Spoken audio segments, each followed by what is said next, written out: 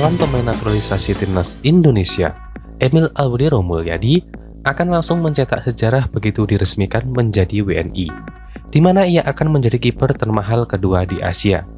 Proses naturalisasi kiper berusia 28 tahun itu memang tengah dikebut oleh PSSI bersama dengan dua pemain lainnya, Joe Pelopesi dan Dan James.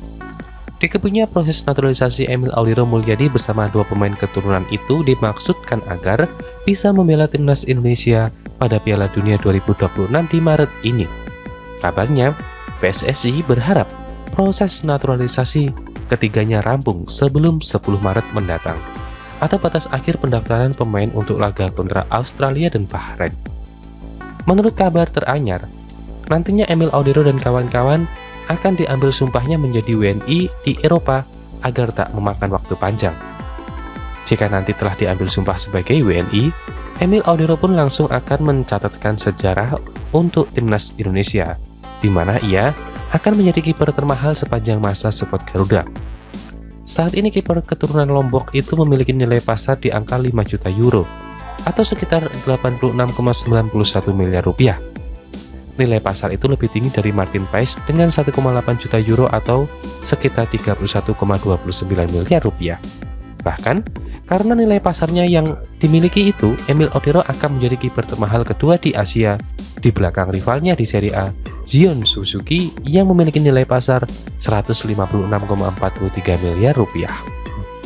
Tak hanya menjadi kiper termahal kedua di Asia, Emil Audero Mulyadi juga akan menjadi pemain termahal kedua di skuad timnas Indonesia andai resmi menjadi WNI. Dengan nilai pasar mencapai 5 juta euro, kiper yang tengah dipinjamkan ke Palermo itu akan menggusur Kevin Dix yang berada di posisi kedua dengan nilai pasar 4,5 juta euro.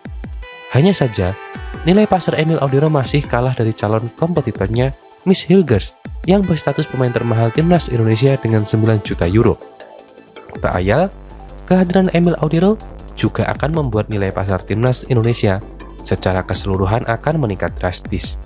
Pada November 2024, atau setelah masuknya Kevin Dix, nilai pasar timnas Indonesia berada di angka 547,9 miliar rupiah. Dengan hadirnya Emil Audero ditambah Joe Pelopesi dan Dan James, maka nilai pasar timnas Indonesia secara keseluruhan akan meningkat hingga 600 miliar rupiah lebih.